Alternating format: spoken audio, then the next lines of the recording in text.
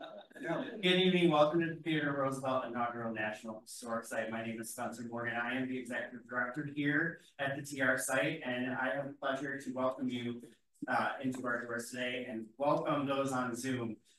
Just a couple housekeeping items before we get started here. Those on Zoom, if you have any questions, feel free to enter those questions into the chat, and our lovely assistant, Pat, will read those questions aloud at the end of our session. And those of you in the room, raise your hand, and Pat will bring you a microphone so you can ask Mr. Higgins your questions during our question and answer portion at the end of the evening. So, tonight's program. We are happy to have guest speaker BryanHiggins, President and CEO of Shays Performing Arts Center. Welcome. Tonight you'll be presenting Keep Your Eyes on the Stars, but Your Feet on the Ground. For those Roosevelt fans in the room, yes, that is a famous quote by Theodore Roosevelt. Bryan will share a conversation about how vision and service contributed to Buffalo's rise on the world stage and how to continue to produce new opportunities here in Western New York to shine in the spotlight. Now it is my pleasure to introduce our guest speaker this evening. Bryan serves as President and CEO of Shays Performing Arts Center, where he aims to position the 3-theater campus to sustain and grow its century-long tradition of delivering exceptional experiences and top performances.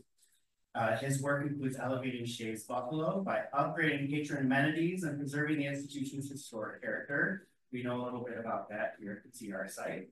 Building on the theater's foundational standing as a magical place. For over 19 years, Bryan served as a member of Congress, maintaining a focus on targeted initiatives which address the needs and leverage the strengths unique to our Western New York community here at home. A member of the Congressional Arts Caucus and author of the federal historic tax credit legislation, Higgins has long recognized the social and economic value of investments in preservation and culture here in Buffalo and Western New York. Bryan's leadership in securing $279 million in federal relicensing settlement has made redevelopment of Buffalo's waterfront possible. Cancer research, infrastructure projects all saw major boosts in federal investments through Bryan's work on the House of Representatives Budget and Ways and Means Committees. As a member of the Foreign Affairs and Homeland Security Committees, something I didn't know about your bio, Bryan has participated in high-level international discussion during his travels to Ireland, Iraq, Afghanistan, Sudan, Israel, Russia, and 24 additional countries around the world. Before serving in Congress, Bryan was elected to the Buffalo County Council, later served in the New York State Assembly. He holds an undergraduate degree from Buffalo State University, where he later wrote and taught a class on history and economics in Buffalo and Western New York. Bryan also earned a Master's in Public Administration from Harvard University's John F. Kennedy School of Government. Did I miss anything? You're good. Well, welcome, Bryan, to the TR site. Thank you, Spencer. Congratulations. Very much. If I need to speak louder, just tell me. Let's get all the public service stuff out of the way. So, it may seem odd that I would go from politics and government to theater, but it actually makes perfect sense. Democracy and theater were born in the same place at the same time, in Athens, Greece, in the 6th century BC. Actually, one influenced the other. So I just say that I'm reverting back to my evolutionary roots of 23 years ago. But I'm glad to be back in Buffalo. When I went to Congress 19 years ago, I didn't go there to change the world. I went there to change my world, in your world. And I'm a believer as a student of government and then a practitioner, because the House of Representatives is the most important branch of the federal government, the most important branch of Congress is the House of Representatives. Why? Because it's closest to the people. And I observed something when I was in Washington. That was that a lot of people that were sent, there's 435 members of Congress, a lot of people that were sent to Washington then moved away from their home communities to live in Washington. And the problem with that is you become immersed in culture and you lose your sense of purpose. as to why you were there in the first place. And I think the dysfunction of Congress is a consequence of that, not entirely, but in large part. And it's deeply, deeply disappointing. I had the great privilege of serving on the House Ways and Means Committee. The House Ways and Means Committee is the oldest committee in the House.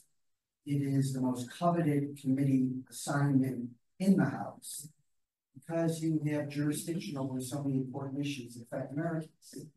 Healthcare, Medicare, Medicaid, trade, tax policy, critically important. 8 presidents of the United States served on the House Ways and Means Committee, including 2 from Buffalo. 2 of the association of Buffalo, I should say. And that's Millard Fillmore and William McKinley.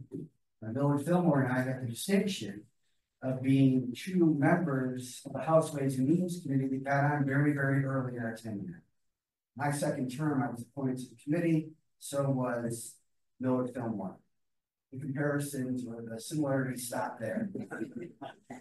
8 presidents, 8 vice presidents, 22 speakers of the House, and 4 members of the United States Supreme Court all served on the House Ways and Means Committee.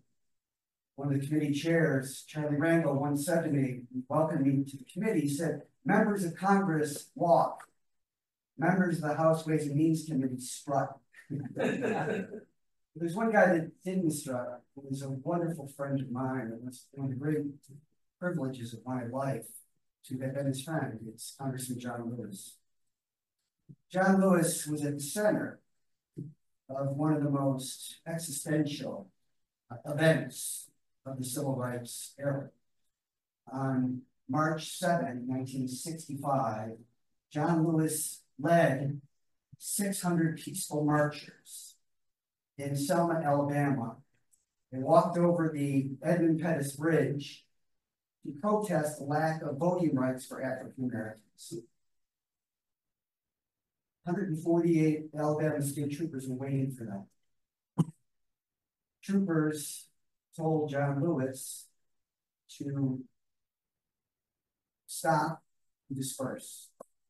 John Lewis led 600 marchers who knelt and prayed. They attacked John Lewis with baseball bats, his fellow peaceful marchers, and they broke his skull. Literally.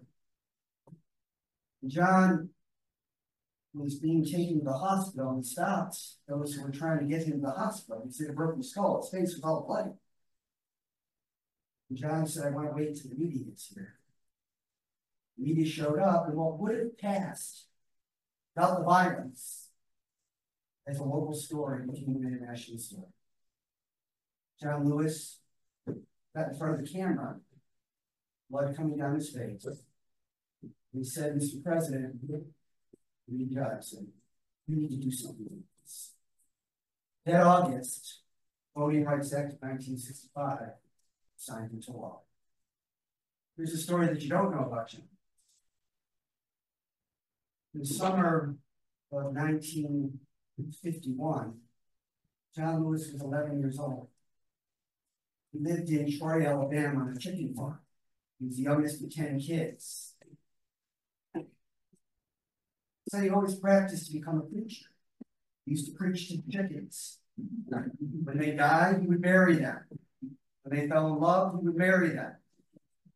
John's mother wanted to get him out of the heat of the segregated South, Troy, Alabama.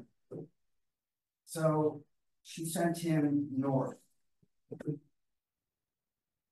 And stopping along the way to the trip north wasn't an option for the Lewis family.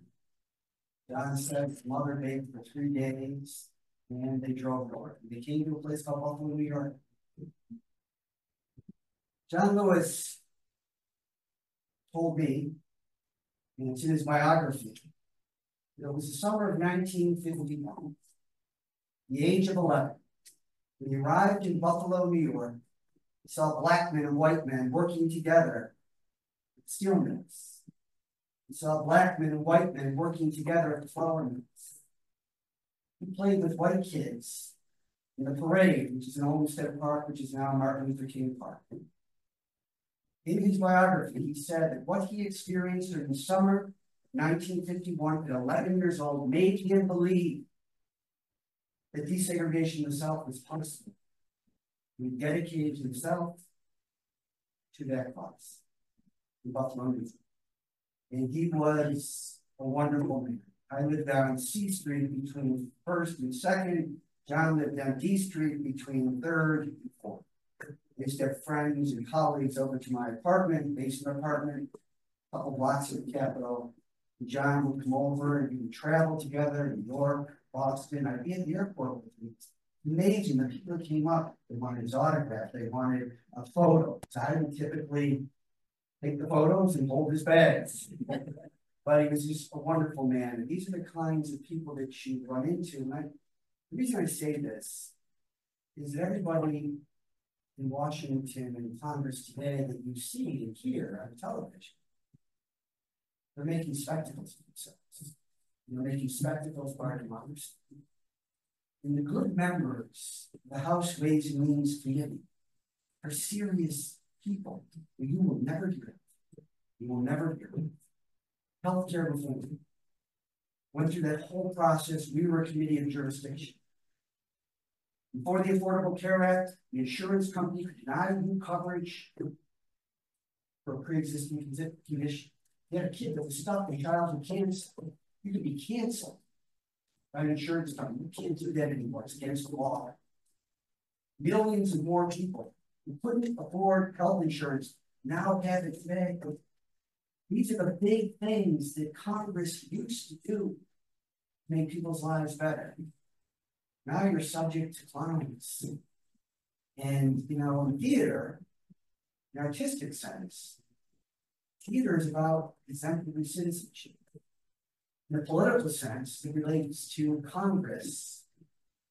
It's about empty suits, a lot of empty bread. It's terrible. Because we have a great history, whether it's civil rights or any of the other great accomplishments that we made. World War II, our veterans, 7 million, won the greatest victory, military victory in human history. When they did that, they didn't high-five each other. They didn't spike the ball. They were just grateful for the peace. They returned home. As a grateful nation does.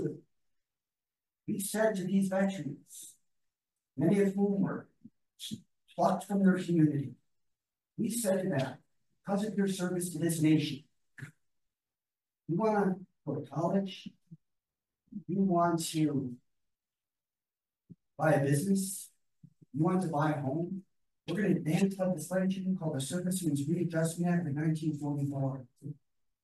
And not only was it good for the good that it did for all those veterans, it fundamentally transformed the American economy from an industrial-based economy to a knowledge-based economy. And we didn't stop there. The Marshall Plan was established. Europe was destroyed. All these beautiful cities by the war. We gave them $180 billion in today's dollars, but we said, you rebuild Europe, not in our vision, but in yours. That is what a good and generous nation does. That's what a good and generous nation does. So the 8 of those presidents that served out the Ways and Means Committee too were had an association with Buffalo. William McKinley, 1901 comes to Buffalo. Why was the Pan American Exposition held? Because we had something nobody else had. We had a lake, the Federal River, whose water was diverted that produced the cleanest, cheapest electricity in the United States. The purpose of the Pan American Exposition was to showcase, not only to the nation, but the world, what hydroelectricity could do to change the world. To change the world. It was a great, glorious event that turned bad. I used to teach history and economics at State University. I taught Anglo-Irish history, and I taught macroeconomics, and then they let me write and teach a course called Economic History of Buffalo and West Virginia. This is why education is important. Whatever it is we decide to do. I use local author Mark Goldman's first book called High Hopes, The Rise and Decline of Buffalo and Western New York. We would chronicle the rise of Buffalo's economy and then the decline of Buffalo's economy and analyze the reasons for all of that. But think about it, at the beginning of the 20th century, Delaware Avenue was millionaires wealthy. We're the 8th largest city in the entire nation. We had more millionaires per capita than any city in the nation. All of the great artists, the architects, Louis Sullivan, Daniel Burton, Richard Upjohn, Louise Bethune, the first female architect in the United States, Henry Hobson Richardson, Frank Lloyd Wright, Frederick Olmsted, none of them were from Buffalo, they came to Buffalo. Because we were a city that exuded a confidence and had a financial strength to say to these creative people, they could have went anywhere in the world. Come to this magical place called Buffalo and get your vision turned into something new. And we still celebrate. That's why I authored the Historic Tax Credit Program to revitalize those old buildings that were built and then went into disrepair. Be able to give developers the incentive financially to undertake those ambitious projects, to restore and re-gift these buildings to our community. But I always say the worst decade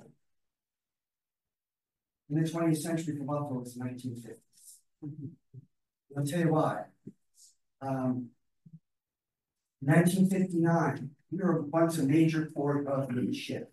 Created all kinds of jobs on the waterfront and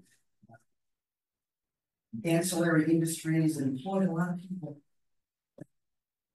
St. Lawrence Seaway opened, which put Buffalo at the dead end of what's once a major shipping route. More efficient route, no doubt, but then bypassed Buffalo. Expressway built. You know, Frederick Olmsted came to the city. He built 6 parks, 7 parkways, and 7 traffic circles. People don't know this, but Frederick Olmsted came to landscape architecture late in his life. He was a journalist in the pre-Civil War 1850s for what became the New York Times. He was a co-founder of The Nation magazine. But he was also a public health worker in the Civil War. So his vision for parks was very democratic. He believed that everybody, regardless of where they lived, should have access to parkways and parks to experience the healing power of parks, an abundance of fresh air, an abundance of sunshine. In 1959, one of those parks, the most beautiful of all, was taken. If you look at the historical record, next to Humboldt Park, it says lost. I say it was stolen. Because he denied access to those beautiful parks, the whole section of our own people. Now they're trying to restore it. But this is what Buffalo was able to do. And Frederick Olmsted, when he came to Buffalo, before he established his park system, he said that Buffalo was the best planned city in the world before he put the parkway.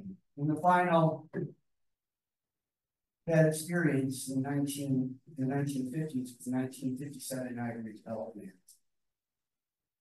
It was an act of Congress. It said that the public who once had to be here in Buffalo and Western New York,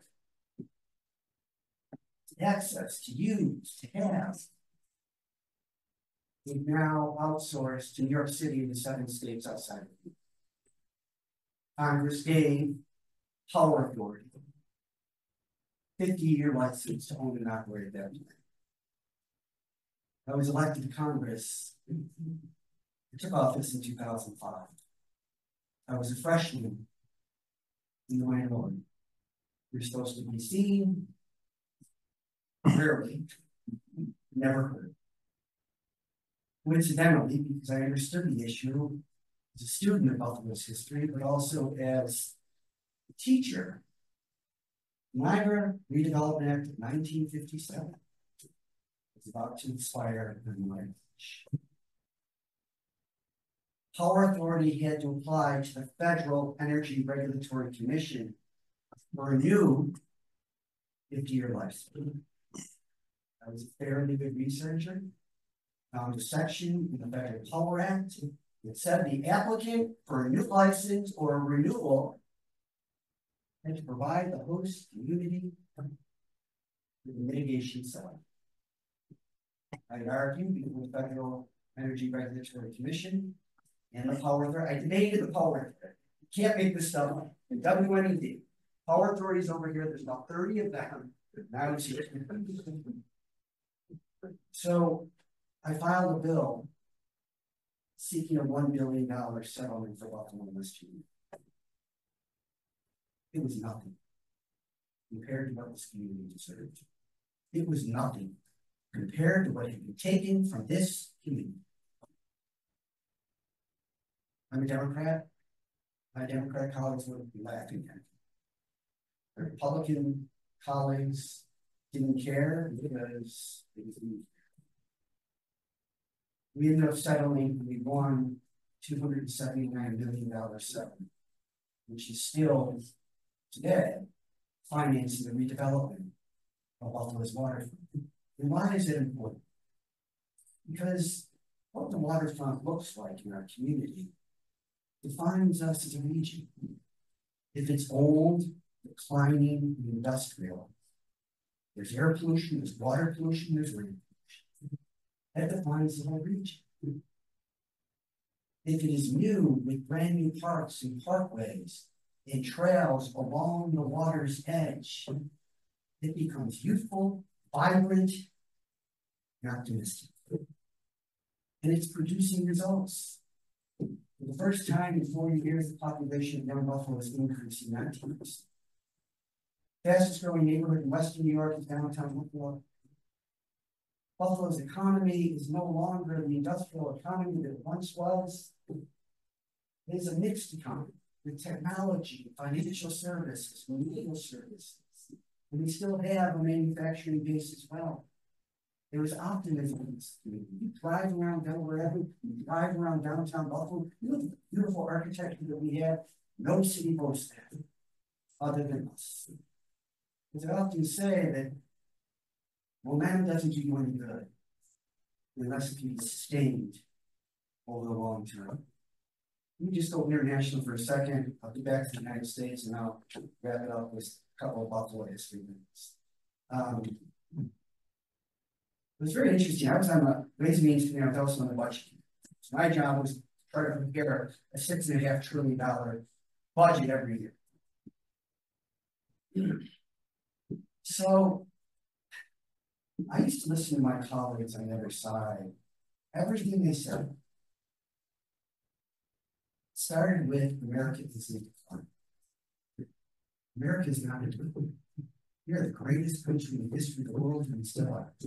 Think about this for a moment. The United States is 5% of the world's population. We're 25% of the world's economy. There are 195 countries. Freak Zakaria just came out with a book called The Age of Revolutions. Brilliant guy.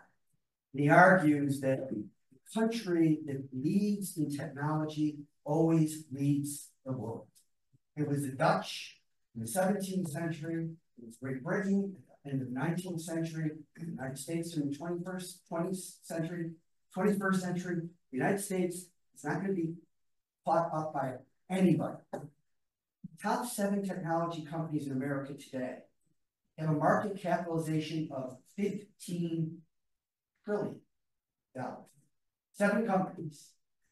That's more than Great Britain, Germany, France, and Canada combined. Politicians catastrophize immigration. You think that we would be under siege by immigrants. The United States admits every single year, legally, 1 million immigrants. Why is it important? Because there are new people coming in. They are young. The United States population is 340 million people.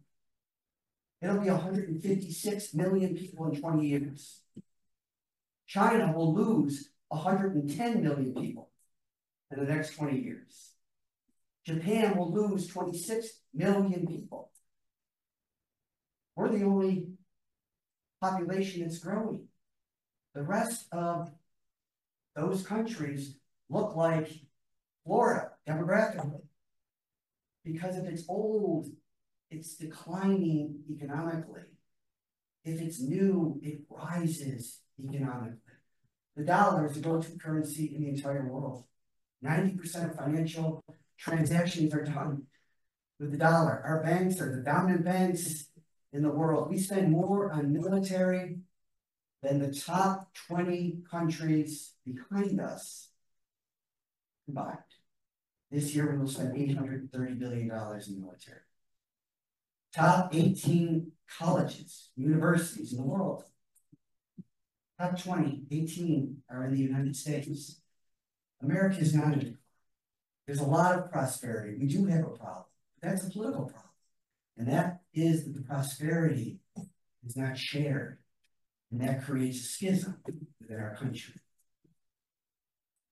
The United States also has a unique place in the world. I look at what goes on in the Middle East today. It's heartbreaking. I've been to Israel, Lebanon, the Gaza Strip, the West Bank, many, many times and in very, very difficult circumstances. The Gaza Strip, which is a subject the whole world is focused in on it, is 27 miles long along the Mediterranean Sea. It's 6 miles wide. It's 2.2 million people, Palestinians.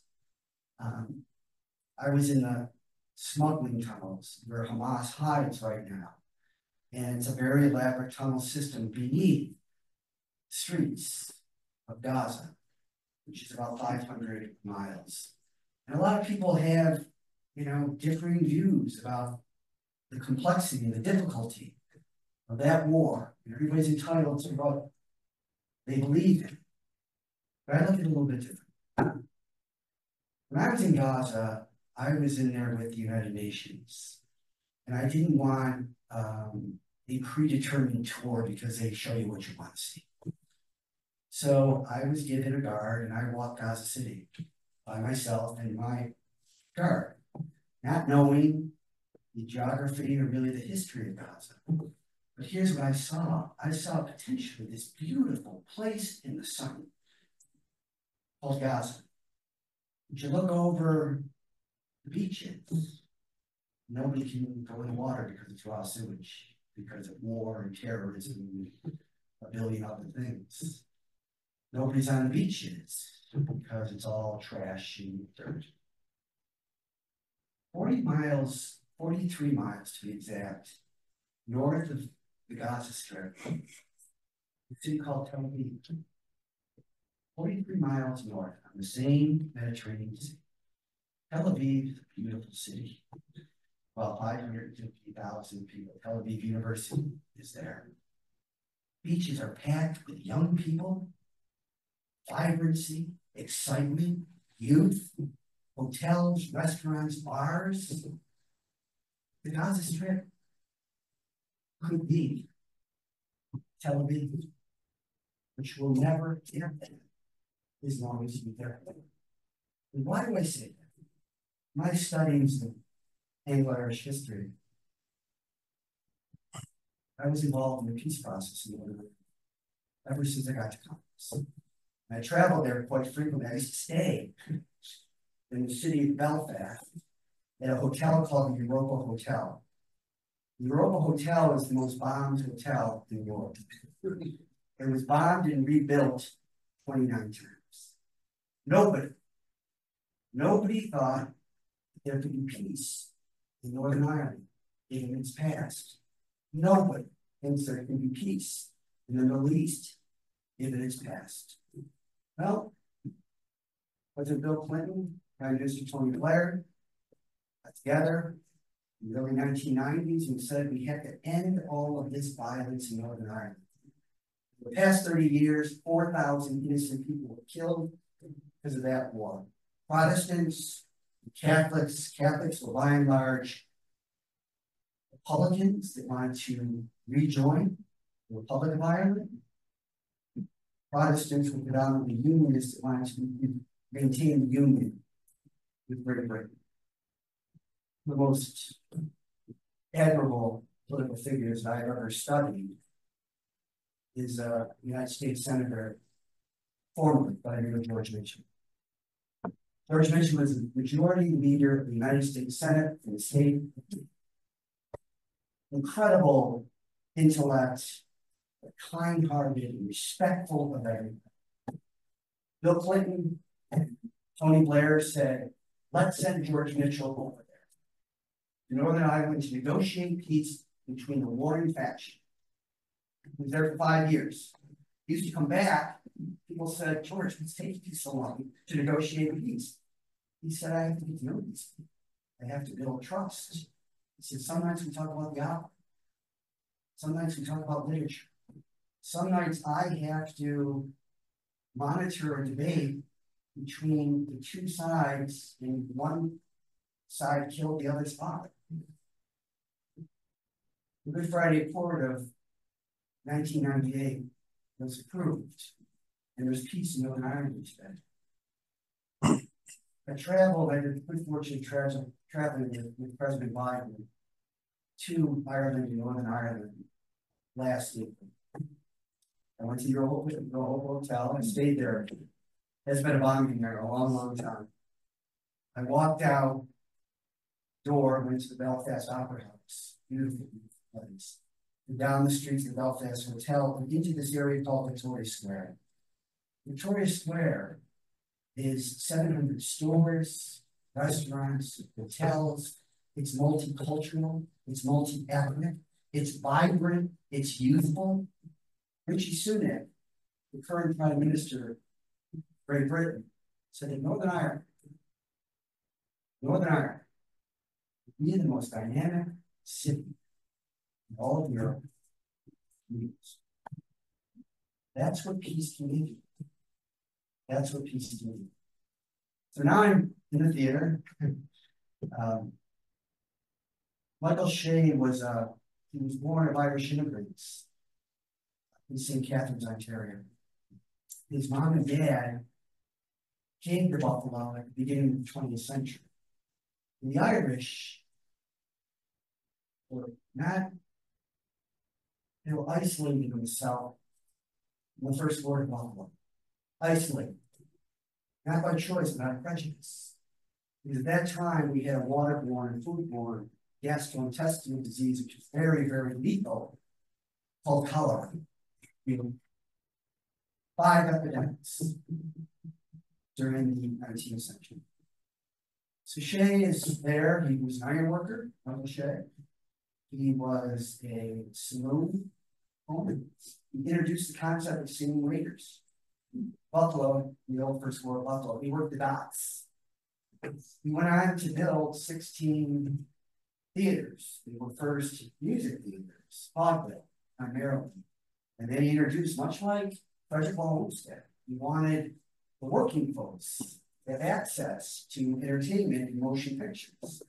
So he built 16 theaters, 14 of which were in Buffalo and Western New York, in the neighborhoods.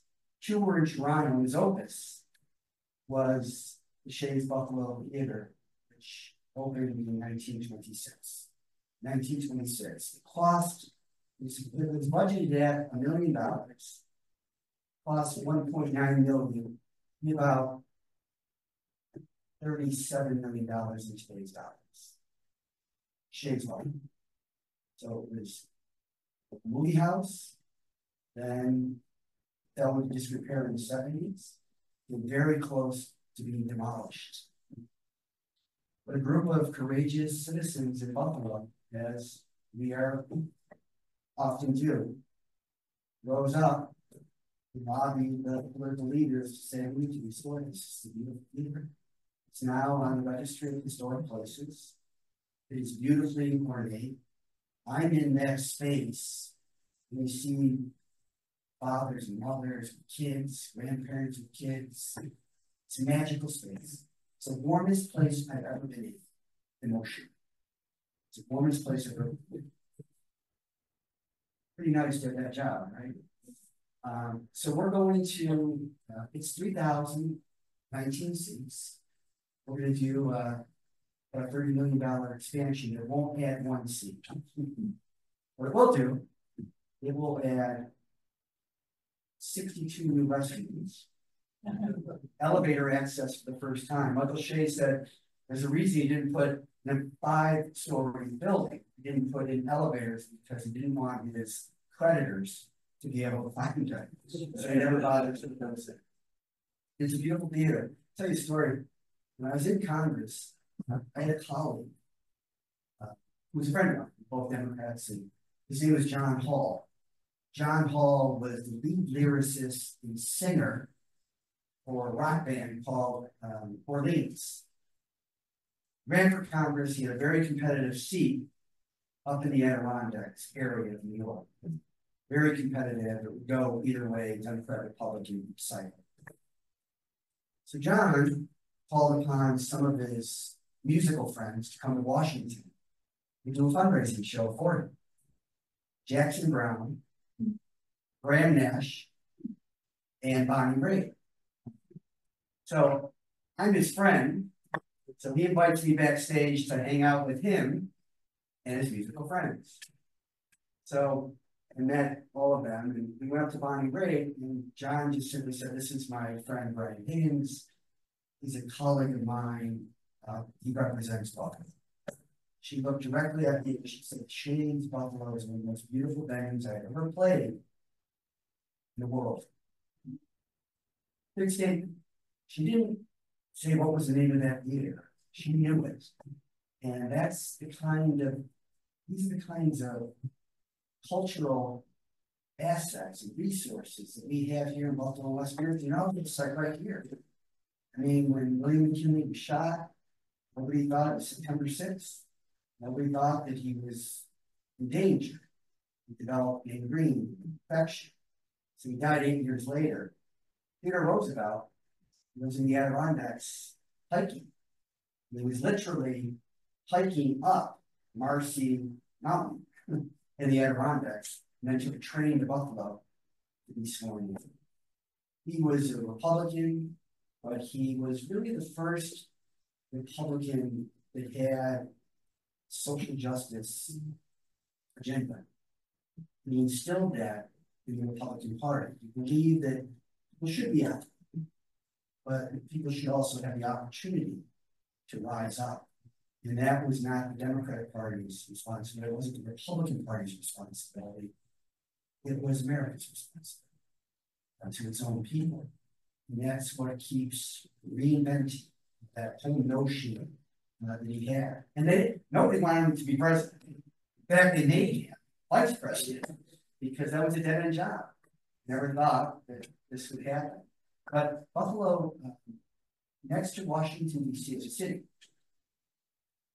has the richest presidential tradition of any city in America. Millard Fillmore, 13th president of the United States. Grover Cleveland, his real name is Stephen Grover Cleveland. They called him Big Steve because he was the second heaviest president next to Taft. We didn't, yeah, Kathy Holt was a friend of mine, so they would say, "Oh, she's," but last time they had a governor from Buffalo, he was governor of New York as well, and sheriff, and mayor of the city of Buffalo. Grover Cleveland was born in New Jersey. He died in New Jersey. He stayed here for about 22 years. He was elected the first president to be elected to 2 non-consecutive terms, 22nd. And then, of course, we had the assassination of William McKinley the inauguration of Theodore Roosevelt. So we, again, punch above our weight when it comes to the history of this great country. So I kind of want to just give you a final, and I'll wrap it up.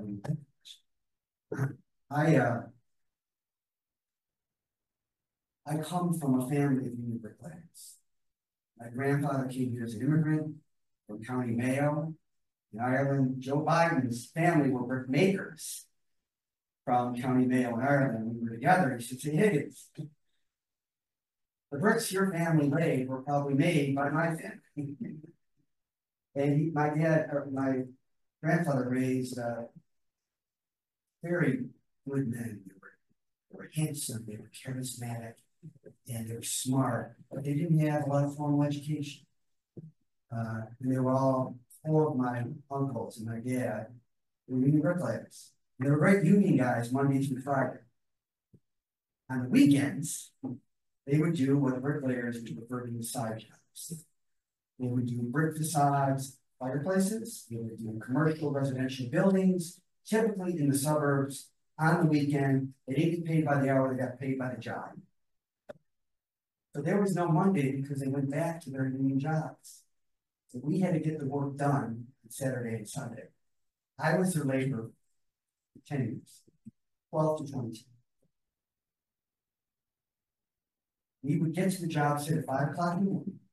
My job was to put up the scaffold, mix the mortar, and make sure the bricklayers would supply their bricks throughout the day, because if they're not moving, they're not productive. That was my job. We would have the car lights illuminating the facade of the building so we get it done at 11 o'clock at night. I had an epiphany about 20 years. I said, "Dad, I know why you never told me. You wanted me to have a better life." He said, yeah, that was hard. I said, "Oh, did I?" I said, "You weren't very good bricklayer." But I lost my dad to Alzheimer's disease about 5 years after I went to Congress.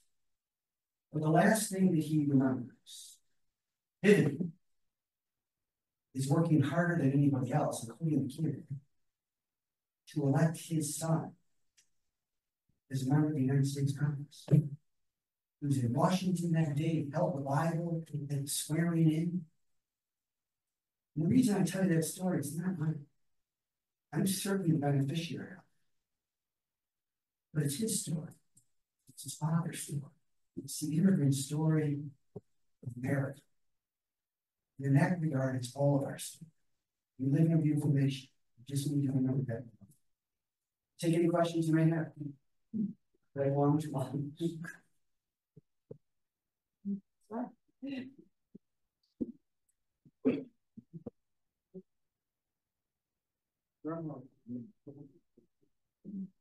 Sure.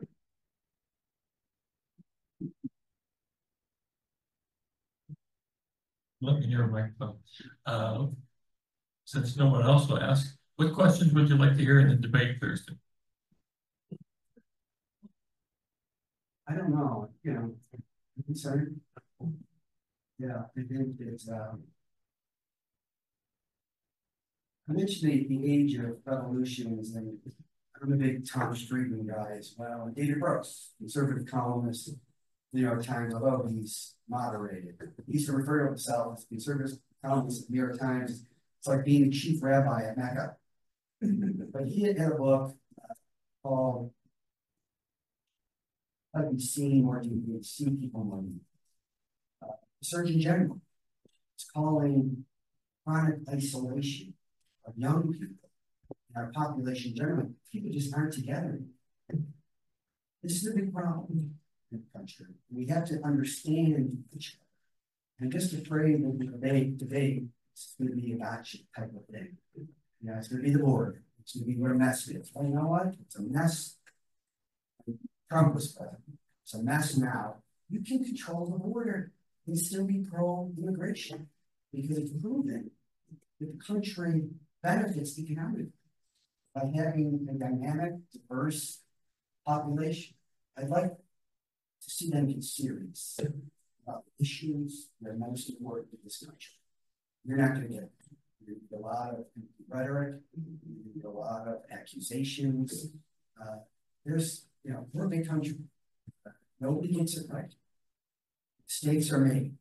And I think, unfortunately, because of media scrutiny, we have raised an expectation that if you make a mistake, they fall on your face. In my house, where I grew up, mistakes are what you learn. You don't learn by your wins because it doesn't force an introspection. Great book by Pat Conroy, a fiction writer called My Lose in the Seas. It's all about that.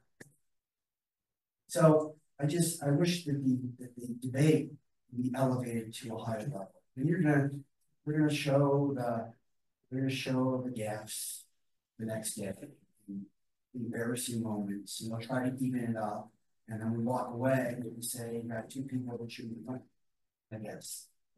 So I would like to know what their vision of the country is, regardless of their age. Everybody's entitled to a world vision, a world view. And we need to do certain things. There's a guy I follow now, his name is Scott Galloway. He's just wrote the book, The Algebra of Wealth. He has a podcast. But he says that young people today are more addicted, they're more obese, they're more committing suicide. This generation of young people should be enraged. I think there's a lot of truth to it. He makes a very, very compelling argument. So I get away from trying to mock each other. I mean, the bad thing is they're both close to 80. The good thing is if you turn their age into a demonstration of what wisdom brings to you. And, one of the things I really admire about your life, I just know this story because I know it a little bit. He lost a beautiful wife who was 27 years old, his infant daughter. His two sons were critically injured in a car accident as well. He was 27. He overcame debilitating stuttering. If you're in politics, it's a hard thing. If you don't overcome it, probably not going to have it. It's just the reality. He had two life-threatening bouts with brain aneurysms. And he lost a son to brain cancer. He served in the Iraq. He believes that it was the fire base. The reason I say that is, the Greeks said that we suffer our way to wisdom. That to live is to suffer, to transcend the suffering is to give the suffering meaning. So if you suffer, you have one of the two things you can do. You can retreat into yourself, become rigid and bitter at everyone. Or you can commit yourself to a larger purpose and allow your suffering to help everybody else. Karen's their sister was killed in the flight 3407. And I'll tell you, the amazing thing, I tell everybody this. Karen and a great group of Western New Yorkers, state of Washington. After the flight, what happened was that the National Transportation Safety Board determined conclusively the crash was due to pilot error. Plane went into an aerodynamic stall. Pilots did the exact opposite of what they should have done in that situation. Plane pitched the descent. 49 people, including Karen's sister, were killed. And one on the right. Plane went into the house. So Karen and her colleagues come to Washington relatively immediately. This was 2009, not 32. Now, there were a couple of things that they said that were incredible to me. Incredible. What do you say to a group of people that lost sisters, children, uncles? They said they don't blame the pilots. They blame the system that allowed those pilots into the cockpit. They weren't qualified to fly. And they committed themselves, lobbying the Democrats and Republicans, the House and the Senate, to change flight safety rules It was a regional carrier Continental operated by Cogan Air. And the pilots only needed 750 hours. Flight time. You got a Southwest flight, you need 1,500 hours. Nobody knew that, so they brought light to them. Now, and the two pilots also had a history of problems that were never detected by the airline that they were working with. So at the center, the legislation that they beat Washington. And that was, you would think that it would be, you know, slam dunk. Money, the regional carriers had all kinds of money. They're trying to defeat the $1,500 rule, and pilot data bank that said this pilot had a problem with the airline or his or her history. That a prospective employer, another airline, would know that. That didn't happen. Flight 3407. Since February of 2009 to today, it's the longest period of commercial airline safety.